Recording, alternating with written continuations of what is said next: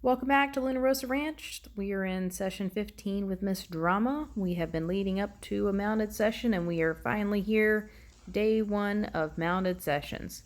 So she built up all those relaxation techniques on the ground and now we're putting them to the test under saddle.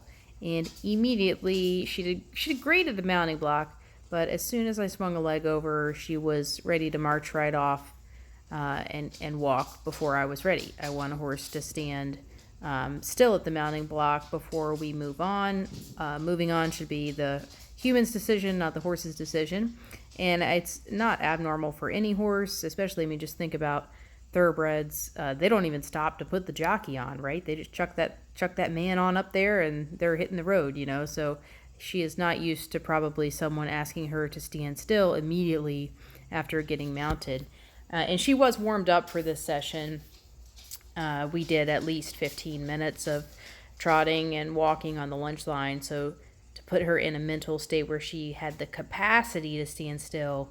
But this is all just anxiety tied with a human showing up. So she should be able to calm herself down, but she just can't yet. So our initial steps that we're doing today to help her get to a place where she could stand still is work on adding some brakes.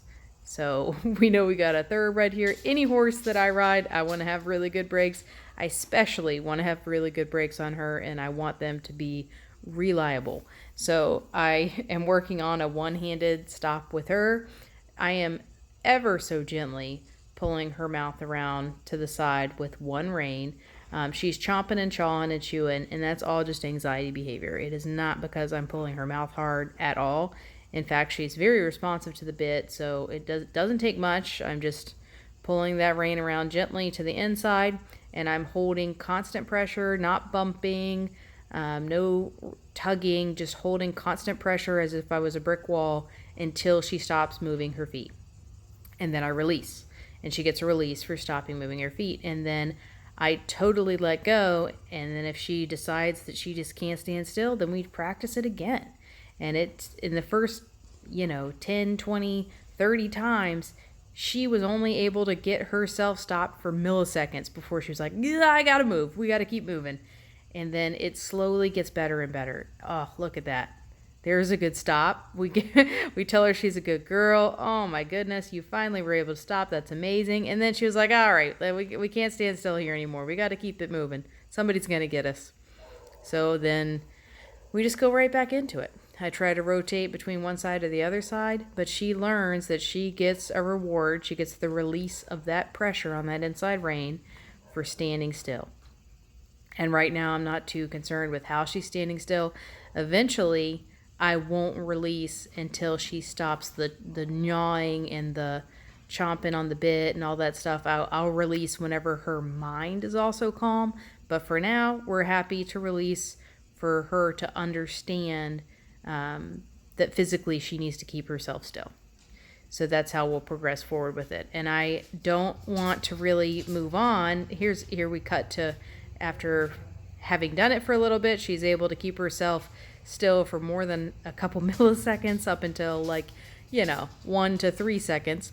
Then I start moving her around a little bit further in the arena and then practicing it again. It's going to take hundreds of thousands of times of doing this before it gets reliable.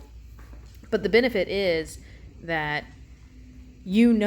for sure, if you reach down with one rein, your horse understands that they need to slow down and stop. If I were to pull back with 2 reins on this horse to get her to stop, and especially a horse with this level of anxiety, that's how you get them rearing.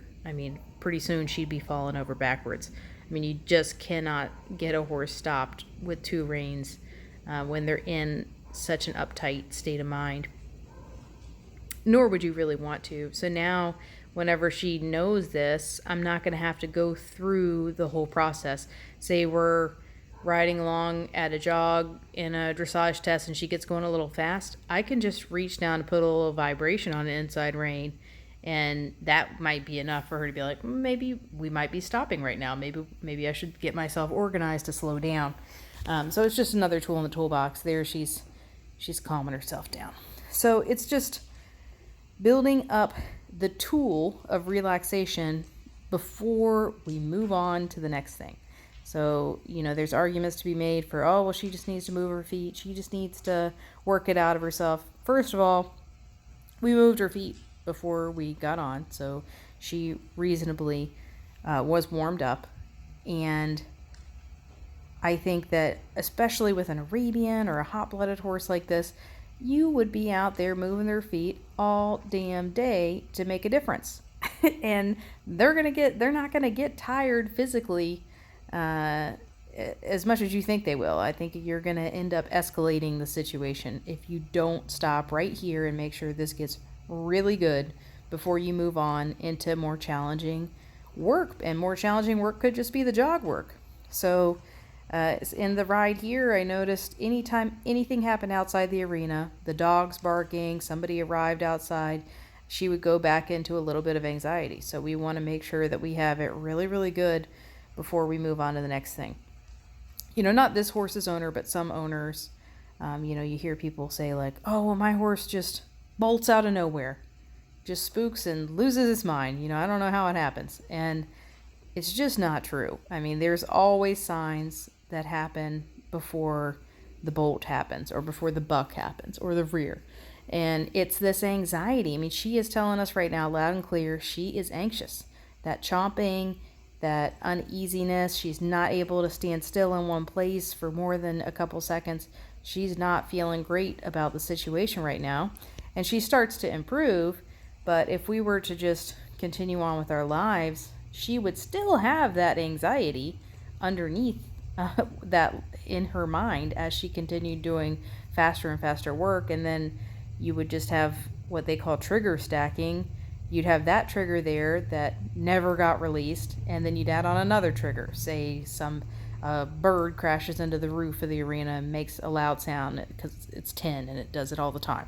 So then that would be a trigger, and maybe she doesn't explode on that one, but then maybe there's another trigger, and then another trigger. Someone opens up the side door and she's not expecting it and busts in, and maybe that's the one that is just too much and she loses it.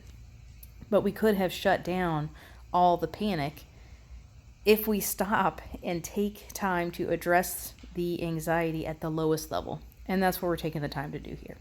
So once I am pretty confident that she is going to listen to the one-handed rein, I take her out on a little bit bigger circles and I kind of spiral her down into a stop and just offer her to stop. So I am accomplishing a couple things with this. I'm starting to teach her to move off of my leg. I'm asking with my I'm not asking her to go, first of all. Anytime she walks off here, I didn't ask for it. She's just decided that she can't stand still. If she was happy to sit still, I would let her sit still for several minutes if that's what she decided she wanted to do. But each time here, she decides that she wants to walk off. So I say, great, we can take this time to work on steering from the leg aids. So I apply my leg aid to her, and then I just give a little bit of support with my inside rein where needed. So we practice that. Here she stands for a couple seconds, and then we see a nice lick and a chew. And then she goes back into chomping and chawing. And I'm not worried about it at all. I think she's eventually going to work out those kinks of being upset. And we can already see improvement from the beginning of the session to now, where she had her head a lot higher, and she was just, and it may not look very dramatic to you, but I could feel the tension just through my seat as soon as I sat down on her, and she starts to get a little bit better here. So I just spiral her into a tighter and tighter circle until she thinks that maybe it might be a good idea to stop.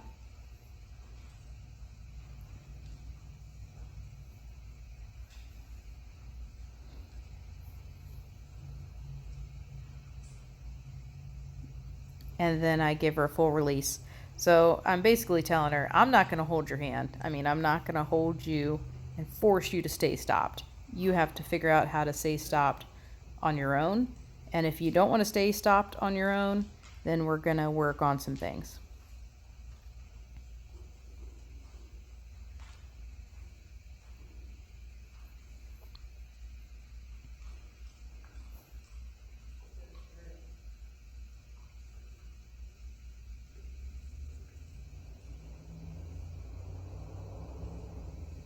A lot better. She's still not, I would say 100% focused on me, kind of like in the first week that we did on the ground. Here when we're doing circles and stuff, I feel like her attention would go to the outside where she'd want to be counterbent, and I'd have to vibrate on the inside rein, and then she'd want to be counterbent, and I'd have to remind her to keep the bend and do that over and over again. And eventually it's not gonna take so much.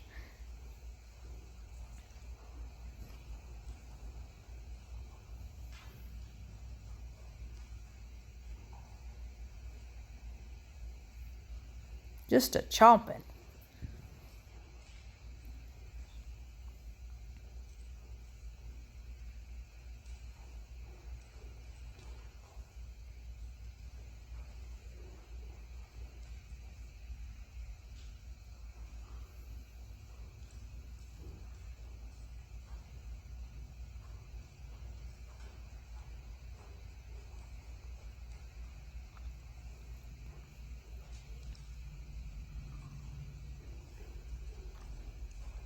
And I don't think it's a bad idea to do this on, even on, it's part of my normal warm up routine on an older horse that I ride as well that's pretty reliable, but I still check it out. You know, as soon as I get on, you have to work with the horse that you have today. So, you know, if I get on him and I see like, will he stop off one rein and just stand there patiently, calmly until I ask him to depart into a walk?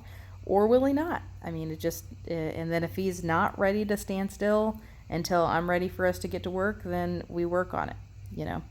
Here she does a nice, good long stop where I get a chance to rub on her, tell her she's a good girl.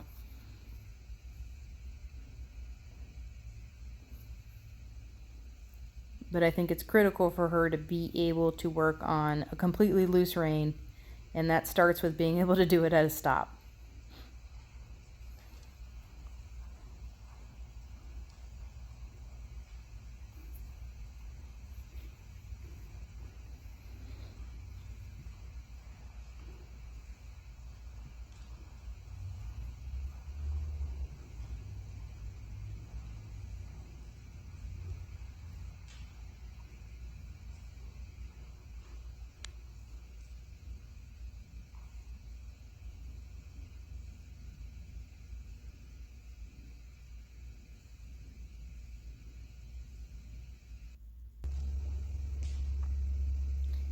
And then here, just to mix it up, I start working on a little bit of serpentine action with her, doing a little bit of a figure 8. I get to the center, shift my weight and all my aids, and go in the opposite direction for a small little walk circle. So she gets more used to me moving up there and using leg cues.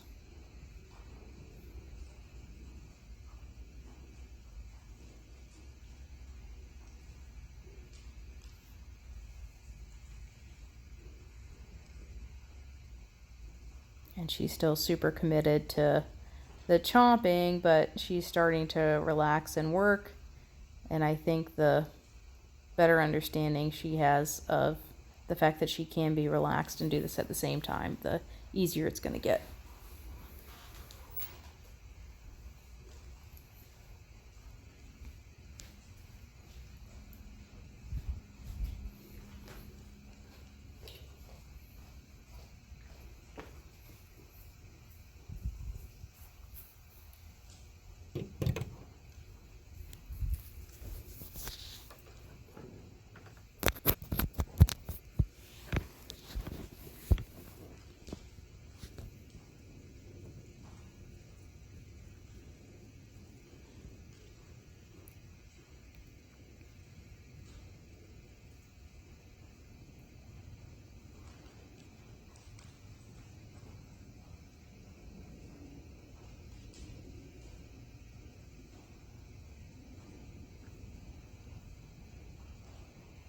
I probably could have cut it down longer. I know walk work is not thrilling, but this is just a fraction of the amount of time it took today. Honestly, it was a really long session because I wanted to leave her in a good place.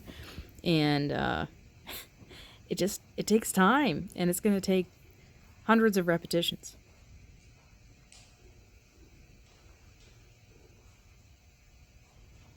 But it's time well spent. It's going to pay dividends whenever you get to more complicated stuff. Look at that. Much better posture already, at least.